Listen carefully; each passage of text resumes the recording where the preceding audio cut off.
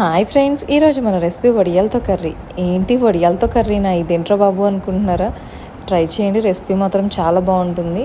ముందుగా ప్యాన్ తీసుకుని అందులో కొద్దిగా ఆయిల్ వేసుకుని కావాల్సిన వడియాలు తీసుకుని ఫ్రై చేసుకోవాలి. వీడియోలో చూపిస్తున్నట్టుగా ఫ్రై అవ్వాలి.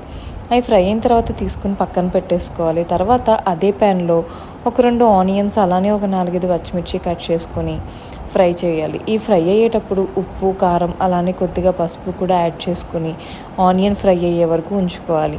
తర్వాత అందులో ముందుగా మనం ఫ్రై చేసుకున్న వడియాలు కూడా వేసుకొని ఒక 5 మినిట్స్ మగ్గించుకోవాలి.